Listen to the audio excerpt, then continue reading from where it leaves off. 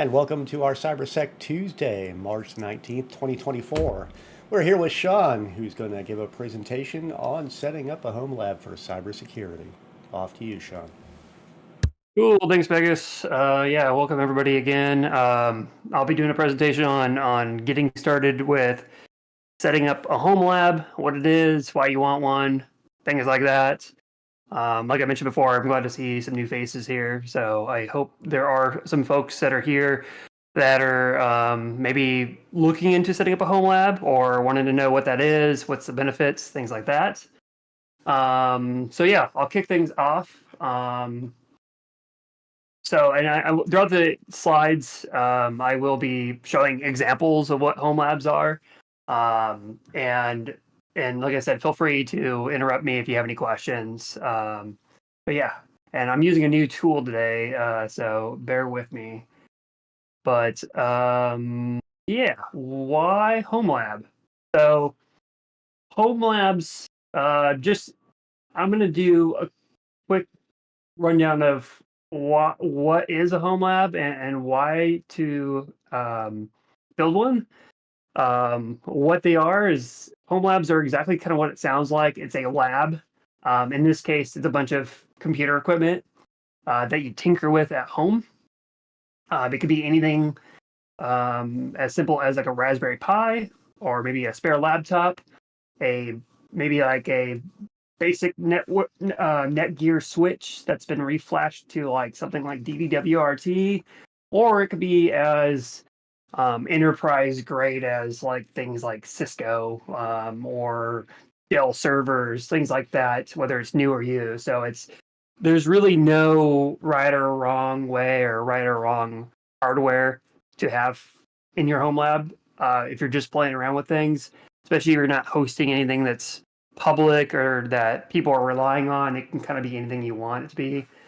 That's something to keep in mind. You know, you don't have to go out and get fancy hardware to start a home lab.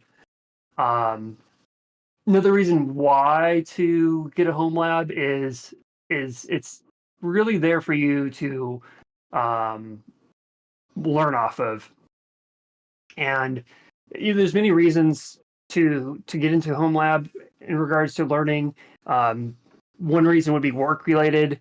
A lot of folks start a home lab, or they build a couple systems. For example, let's say at work you have some migration that you're doing with some tool or software. A lot of folks will, maybe you're new to that software, that hardware, and maybe your company didn't put you through training or things like that. In a lot of cases, you can set up some virtual machines and a simulated network to try to do that on your own, learn and go through the steps prior to doing that, like maybe in a production environment or things like that. A lot of it's to kind of fill your curiosity. Home labs can be anything you want them to be, like I mentioned earlier. So whether you are trying to do something for work or you want to build something cool, like you want to host your own website, you want to have host your own file server to store your family photos. Maybe it's a Plex server and you want to stream videos to all your devices in the house, things like that. And another thing that a lot of folks that might miss would be the putting home labs on your resume.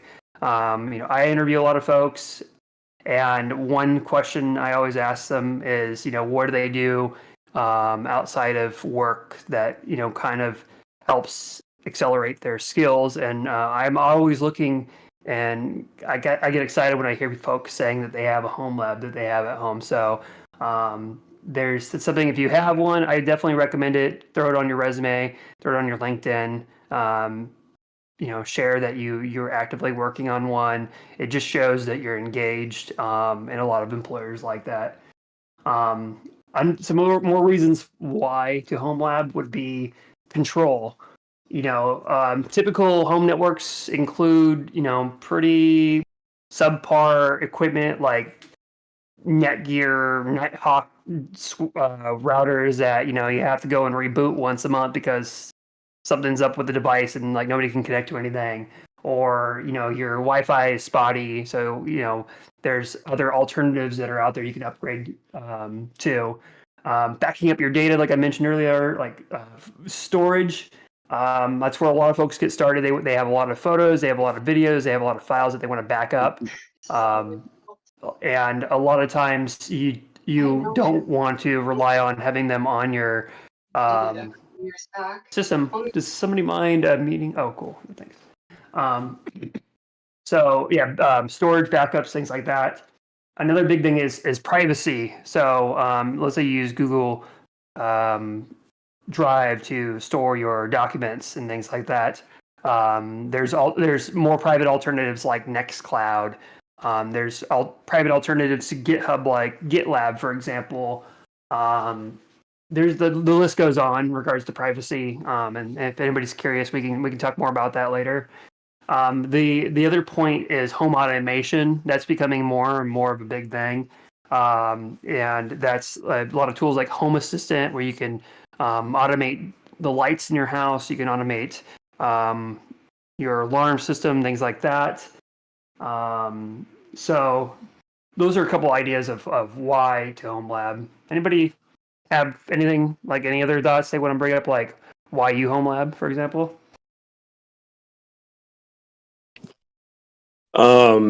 A good use that I've been using for work and for like Homelab is Kubernetes. Like I have like labs at work where I can stand up Kubernetes, but I want to learn more about containers and host maybe learn how to like pull images down, how to set up the architecture, and setting up a Homelab helped me better understand like instead of just typing in terminal commands to figure out to like manage my containers, I can actually figure out how to stand up, microkates or some of the other like Kubernetes like projects essentially. So that's what I've been working on, and that really helped me just better understand the architecture. And plus, you can break stuff in your own lab and figure out how to fix it. So that's the biggest thing I think.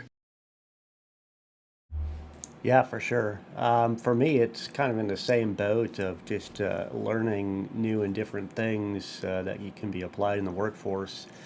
For me, lately in my home lab, with the Broadcom buyout of VMware and their massive price increase of ESXi and assorted hypervisor programs, I've been playing a lot with different hypervisors, whether it be Proxmox, XCPNG, TrueNAS Scale, just to become familiar with them because I have a feeling they're going to become a lot more prevalent in the workforce as VMware gets phased out because of their price. Yeah, definitely good points. Anybody else have anything they want to bring up about how they use their home labs?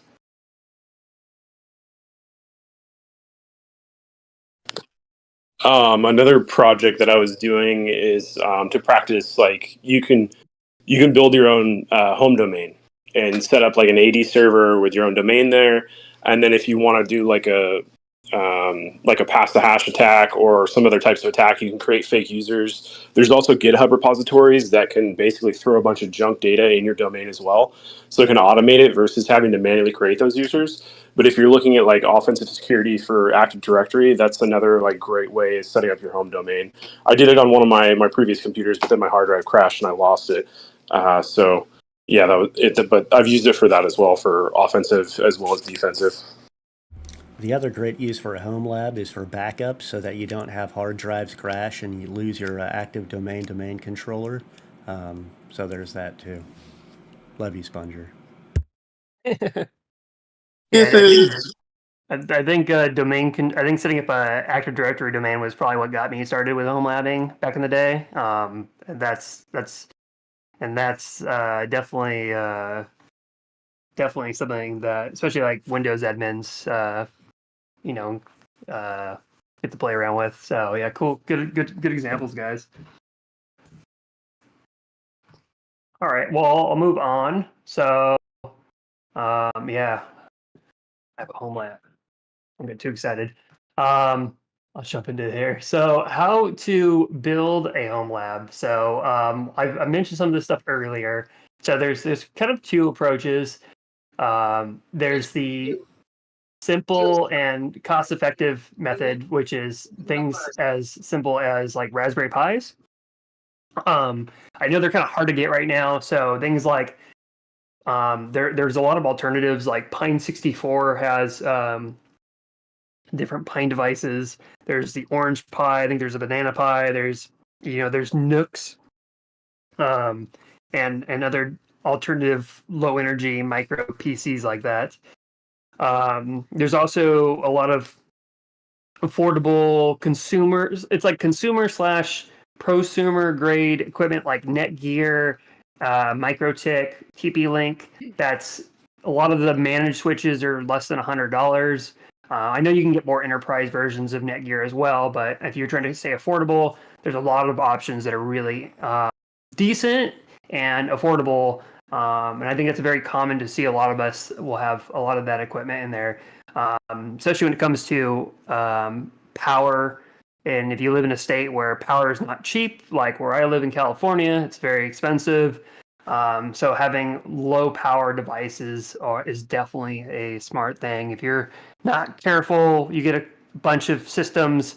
You can see the energy bill spike up pretty high. So something to keep in mind. Another a really common thing is spare desktops, spare laptops. I'm guilty of this. That's how I started my home labs, and I even have a couple spare desktops in my server rack right now that are running things like TFSense and TrueNAS and simple things like that. The next level up from there, if you want to get a little bit more fancy or have a little bit more fault tolerance or redundancy, would be enterprise hardware. Enterprise hardware is very resilient. So you can run it in all sorts of environments. Dell, HP, Supermicro are very common server hardware that's out there, and you can go online and get servers very cheap, as low as $100, $150, $200 for a decent server that's still possibly in support. We can get patches on it, things like that. A lot of that enterprise hardware can run in more harsher environments. I run my server rack in my garage, and it can get up to like 110, and its systems are still churning, despite the occasional dead hard drive from the heat. But that's another story for another day. Things like switches like Cisco, HP, Brocade, things like that. Those are other things you can get pretty inexpensive. PoE switches, gigabit Ethernet switches, 10 gig SFP plus switches, fiber, things like that. You can get them cheap. Just one thing to note is the power consumption will typically be higher on the cheaper, older equipment. Something to keep in mind. But if you're learning, let's say you're trying to do a CCNA, and that's something I wanted to bring up earlier, actually, I forgot about, was why the home lab. And a lot of us do home labs for certification purposes, whether it's like a CCNA. It's one of the last ones I did was the OSCP, and I set up a whole lab where I could, like Sponger mentioned, bounce around different servers and pass the hash and do things like that. Another thing too, which is a little bit more enterprise level, is doing if you have like a low end router, like a Linksys router, Netgear router, things like that. It's like those all in one, router, switch, and access point. Those typically, the consumer ones are pretty trash, to be honest. You can flash them with a third-party firmware a lot of the times, like OpenWRT, DDWRT. There's like Merlin. There's a whole bunch of different alternatives out there, and that helps some of the times. A lot of times it's just ditching those and using like a dedicated box that could be like a router, like a pfSense box. Using a dedicated access point like Ubiquiti, TP-Link, MicroTik, things like that. Those will give you a lot better performance typically than a normal, Netgear switch. And you'll get farther range, you'll get faster speeds, you get more enterprise features, typically better security. So things like that. let's see. I'll move on to the next slide. So, where to buy your equipment? So, um, typically, like I mentioned, whether it's new or used, most folks are going to typically target used if it's their first home lab, and they're not supporting any production workloads, and if they're on the budget. Typically, that would be like eBay. eBay is where I've pretty much got probably 90% of my equipment. Um, and you can, like I mentioned earlier, you can get servers for super cheap. Like I think I got my Dell R710, which has like 16 bays in it for 16 hard drive bays in it for like $200. And with things like that, you can get dual Xeon processors with like 40 cores, 128 gigs of RAM for dirt cheap. So eBay's a popular one. There's also Craigslist if you want to meet in person, or Facebook Marketplace or OfferUp. Those are sometimes good for getting your hands on like heavier equipment, like maybe server racks, for example. And also like friends. I'll be honest, I've got a lot of my server equipment from friends that maybe work at a company, or maybe they had a home lab that they no longer want, or they're moving. And I've got my hands on multiple servers for free, server racks, a couple server racks for free, things like that. So a lot of folks too, I didn't put it on here, but if you work at a small company, or maybe work for a company where they're decommissioning a data center, a lot of times you can get equipment that way for free, or on the cheap. So that's something to keep in mind. Another place to get things for cheap would be auctions. There's a lot of government auctions. There's a lot of university auctions where you can get pallets of servers and equipment for next to nothing. Anybody else have any other recommendations for places to get home lab equipment?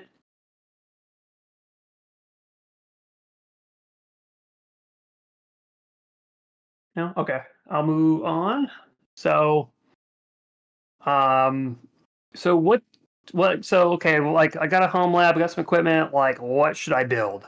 Where to get started on things to build within your home lab. I mentioned a couple of these earlier. So a big thing where a lot of folks start out with is replacing the router. So I gave the example of like ditching maybe your Netgear or your Linksys all-in-one router, AP,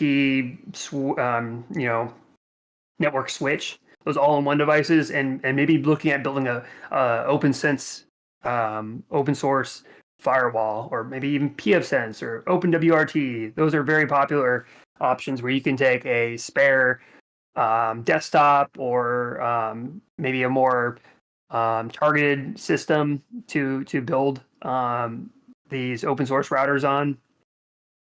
Also, a NAS, network attached storage. Popular ones are TrueNAS and Unraid. And this is where if you have a lot of data or files that you want to back up, and you want to have them locally on site, secure and redundant. A lot of these are based off like systems like ZFS, where you can have resilient, redundant, fault tolerant RAID arrays that do error correcting and things like that. So especially if you got very sensitive data, but even if you got like photos, you got movies that you download, or you rip that you want to have. These are pretty popular solutions out there. The other big thing is hypervisors. This is where you can run your multiple systems on a single system. So the most common ones would be a Type 1 hypervisor, which would be bare metal. That's typically, we would here, I think we'd all probably agree that Proxmox or XCP and G would be probably the most popular ones. There was VMware ESXi, but that recently they changed some licensing, and that's no longer really going to be free anymore. So we can kind of ditch that as a possibility. There are other things out there too, like KVM and Zen and things like that. It's a little bit more technical, but that's what a lot of these systems are built on. So if you want to get really cool and down in the weeds, those are some things to check out. Also, if you have like a laptop or desktop and you don't want to like wipe the device to be a dedicated hypervisor, you can put things on there like VirtualBox or VMware Workstation, or a VMware Player, which is the free version. VirtualBox is probably the most popular one, and that will let you run VMs locally on your system. Anyone have any questions at all? I do. I want to know where that dashboard on the left is from because it's very pretty. Oh yeah, this is actually, I think I put this on the wrong slide. This is actually Grafana, I which I'll figured go into it in a looked bit. like a Grafana dashboard, but I was wondering what the feed was from. Yeah, yeah, I'll talk about that. Cool. So, so what skills are needed to have a home lab? Really, nothing is really required. I mean, you need to know how computers work, how to install software, some maybe basic networking. But the whole point of a home lab is to learn. So if you don't know much now, you start building out pieces of your home lab, taking old computers, taking old network switches, putting them together, making them work, and start learning those skills. So a couple big things would be networking skills, um, basic computer and server hardware. That's just like how your desktop works or your laptop works, the parts that are in it. If you have a server, how those parts work. A lot of folks here probably have built their own gaming PCs before. So those are the kind of skills I would recommend. Also, some experience with using virtual machine software, like we talked about. VirtualBox is a good example. If you don't have any experience, just download VirtualBox, run it on your system, get some Windows ISOs or some Ubuntu ISOs, and load them up and start playing around with that. It takes 5 minutes. Another big one that you'll see in the home lab scene is Docker. Most of my workloads now, I pretty much spin up in Docker. That way, I can easily configure them. Sometimes it's nice to make them immutable, where you can just tear them down and rebuild from scratch. So that's a skill I definitely learned. If you want to get really fancy, you could learn Kubernetes, but it's definitely not recommend or required for a home lab. But home labs are great to learn Kubernetes in, like Sponger mentioned earlier.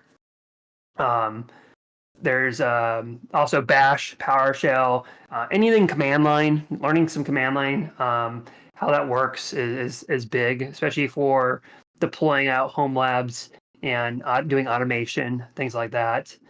And then lastly, some Linux or Windows experience. If you're a Windows admin, maybe you focus more on the Windows side of things, like let's say you're spinning up Windows Server 2022 or 2019, or you are a Linux, do the Linux side of things, and you want to do spin up Ubuntu or Fedora or Rocky Linux, things like that. So it's all about just getting in there, playing with things, and learning.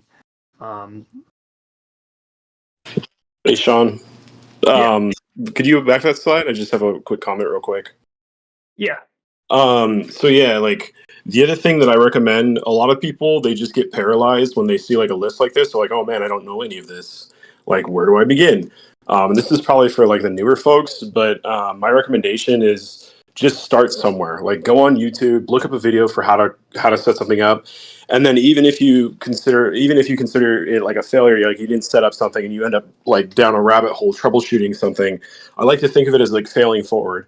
Even if you didn't get your desired outcome of setting something up, you might have learned something along the way. So keep that enthusiasm and just keep tinkering with stuff until you get it to work. It's frustrating sometimes, but if you take like a break or whatever, that's something like I learned while like studying like OSCPs. Like sometimes you just need a break from like thinking in a certain mindset, like go on a walk, go do something, and then continue like your studies either the next day or like take like a break, and then that'll change your mindset, and then you can come back with a fresh mindset and be like, oh, I messed this up or I did this. So that's like the biggest thing is just find a spot, start somewhere, and just start tinkering, because that's the best way to learn. Yeah, good point.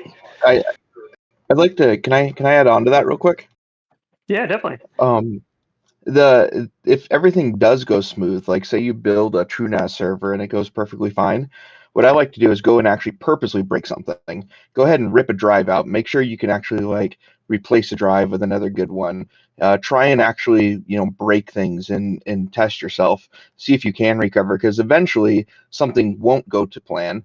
And having already done that prior to like putting a production workload onto it and having tested purposely breaking it will help you better troubleshoot and understand the lower levels of how everything functions. So if everything does go perfectly well and you think you understand it, go and try and mess it up as much as you can for yourself and try and recover from that. Yeah, that's a good point. One thing that I didn't put into the slides would be that kind of goes with what you just said, would be documentation. Documentation is huge when it comes to Homelab, and that's really just documenting what you've learned, documenting how you've set things up. We talked about this before in the past, but tools like note-taking tools like Obsidian, Joplin, even things like OneNote or Google Drive, wherever you want to store your notes, take notes along the way. You'll find yourself referring to them over and over again, whether that's in your personal home lab or maybe even professionally. So if you're learning if you're learning a new skill or a new command or new tool, whatever it is, or you set up a server and it does XYZ, document how you set it up. If it's special configuration, if it's a special Docker command, for example, on XYZ server, write that down and refer to that when necessary.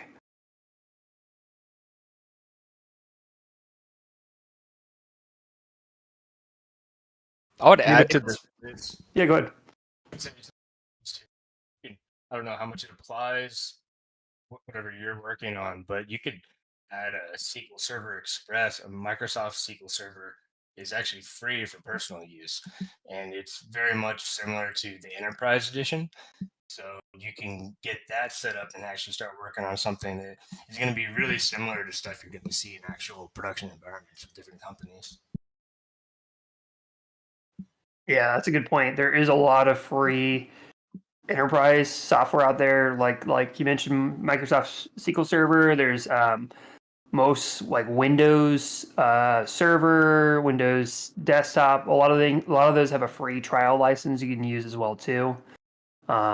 So there's a lot to experiment with. All right, well, I'm gonna move on. So kind of leading up to the following question, where should you start? And this kind of is similar to like what to build. These are some projects that that interest me, at least, and a lot of other folks on this server, and it may interest you.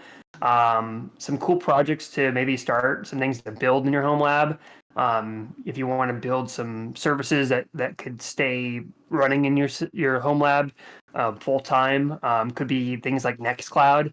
Nextcloud, for example, is a kind of like a like an open source Google Drive alternative that's you can self-host, and it can do things like file storage. It could replace like Google Drive, like document editing. You can upload photos to it. You can do like tons of things with it. So that's one thing. There's Security Onion, something we've talked about a lot on this server. It's a way to network all the It's a way to monitor all the network traffic across your entire home network. There's Home Assistant. I talked about that earlier in regards to home automation. There's Blue Iris. That's a surveillance software for if you have CCTV cameras around your home. It's a good alternative to using things like Ring or Nest or these other like publicly hosted services. And then things like if you want to monitor the services and tools that you have on your network, like the servers, the networking equipment. There's a lot of cool monitoring tools that are free open source, like Nagios. There's a alternative front end to that called CheckMK. There's Zabbix. There's Grafana. There's Prometheus. The dashboard Magus talked about earlier, right here, that was a Grafana dashboard. So those are some cool projects to get you started. And then don't forget too, we do have a Homelab channel in the server. So if there's anything you're looking for or interested in or got questions, feel free to drop them in there. And I do have references as well. These are a lot of the places I go to for learning new things about Homelabs. We have the Reddit r/homelab that's really popular, really good. Techno Tim's really good. He's got a lot of like cutting edge Homelab videos online. Lawrence Systems is big. The list goes on. These are some ones that I would recommend. If you guys have any other recommendations, feel free to drop them in the meetups/text channel as well. But yeah, that concludes my talk. I kind of wanted to open it up to the floor and see if anybody has any questions or if anybody wants to share some thoughts about Homelab or what they do in their home lab. So I'll open up the mic.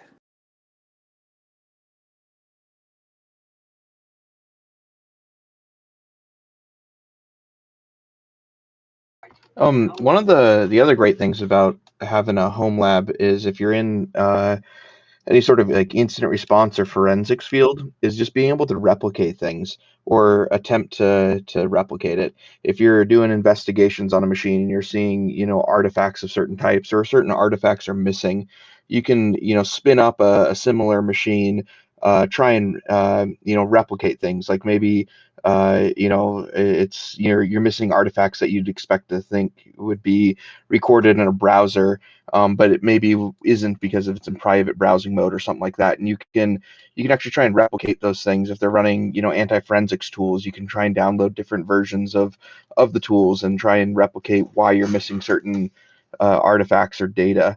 And so for a forensics perspective, there's a lot of ways to validate your findings that you might have in an open case that maybe you have questions about, or somebody else might ask you questions about that you're not 100% certain of the answer for. You can test that and actually show that, hey, I can actually replicate this. This artifact does actually prove this statement.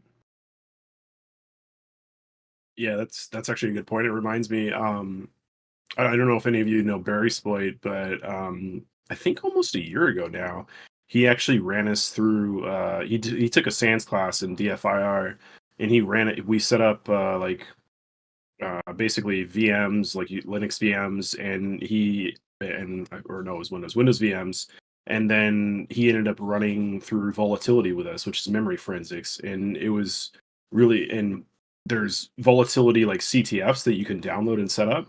So you can like go on GitHub, look for volatility CTFs, and then basically like run through those CTFs. So if you have a specific like capture the flag like you want to set up, like specifically using volatility, you can leverage GitHub and see if there's any existing projects.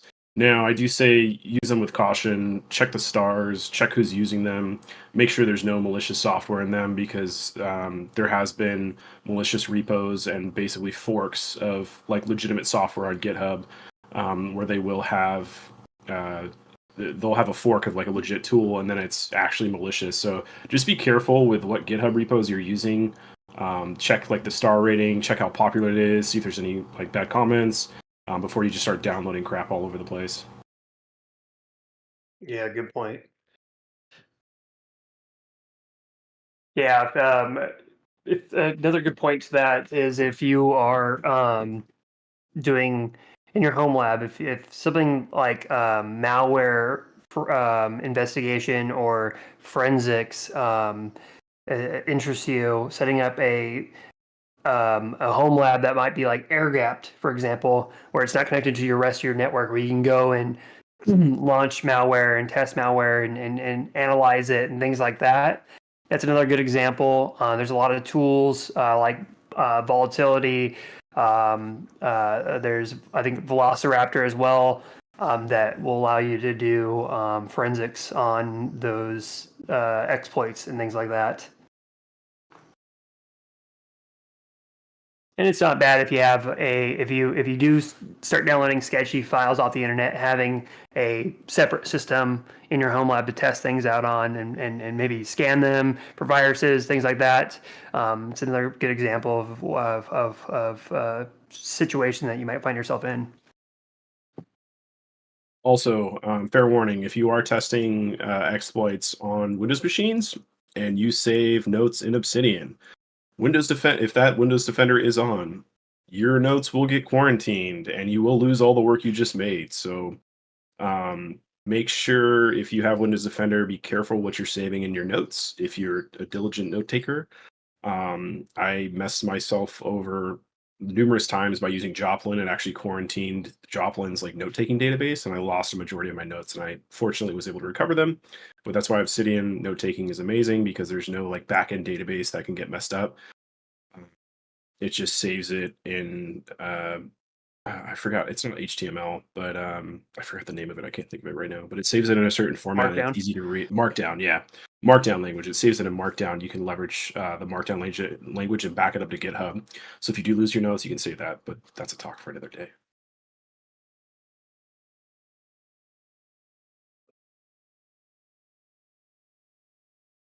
Anybody else want to share their home lab experiences, or maybe what they got running in their home lab? No, Magus got a long laundry list of things he's running in his home lab. That is true, I do. I think probably the coolest thing that I have running in my home lab that you haven't really covered is I have a completely self-hosted virtual desktop interface system based on Chasm Workspaces, which is a series of Dockers for ephemeral computing in VDI. Very, very cool program, and have enjoyed playing with it. Yeah, Magos hosts all my Bitcoin miners. I do that too.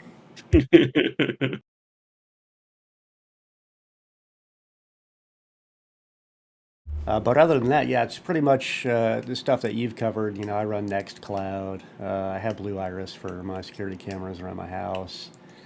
I've been wanting to get into Home Assistant and do more home automation stuff. That's probably my next project that I want to take up. But otherwise, yeah, it's pretty much stuff other than Chasm, stuff that you've already covered. So. Yeah, home labbing can be a part-time job, such and definitely a rabbit hole you can get yourself caught into. Especially like if you start playing around with Docker and you realize how easy it is to spin things up and experiment with them. One thing I do is I set up a I'll have my I use Proxmox for my hypervisor setup, and I'll set up dedicated Ubuntu servers or VMs within that hypervisor, where they'll be like my Docker hosts, and I'll set up like multiple Docker instances on that host. So I'll have like one server I can host like several different Docker images, different projects. So whether that's things I'm running right now is Nextcloud for my personal storage. I'm running for those that use Ubiquity. I have like my own hosted Ubiquity controller. I've recently switched from GitLab over to Git for my local Git repo hosting. And then also one thing we didn't talk about here, but it's been kind of mentioned before is VPNs. I should have brought this up, but Magus did a great talk on OpenSense and setting up your own VPN. So if you have a home lab at home and you want to be able to access it from wherever you're at, you can do that via OpenSense, PFSense. There's a ton of different tools out there. WireGuard. You can use things like Tailscale, which is something I'll be doing a talk on in the future, and you can even self-host that with a tool called Headscale, which is something I do want to talk about as well in the future, which is like really easy VPN setup. where you don't have to punch holes in your network. But yeah, those are a couple things that I'm running right now. Anyone else want to share or have any questions or thoughts, things like that? Don't be shy.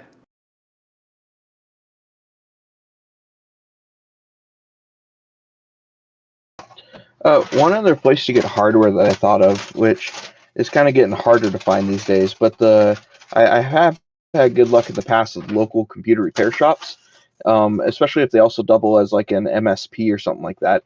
They'll often have servers that they pulled out of like a small mom and pop shop or like a mechanic shop or something like that, where it's just not needed. They migrated to the cloud or maybe got a new server, but they'll usually have boneyards that sometimes they'll let you pick through, or will just sell you stuff for dirt cheap. That's a good idea. I used to run a IT company, it was more like a solo IT thing back in the day, and that's a brilliant idea. I should have stopped hoarding all my stuff and actually got around to selling it. Yeah, I worked for an MSP for a while, and that's where the hardware for my first home lab kind of came from. Was just stuff that we helped customers retire. It was cheaper for me to take it home for them to than them to pay for somebody to haul it off. Nice, nice. Yeah, that's my one of my first IT jobs. I was managing the IT for a small business, and every time we did hardware refreshes, it was either the hardware would go in the trash or it'd go home with me. So that's kind of how I started my home lab. Very similar story.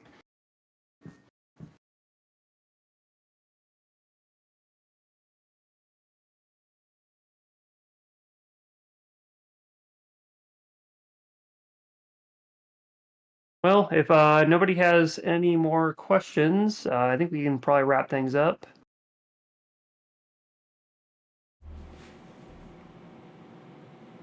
All right, we'll say thank you so much, Sean.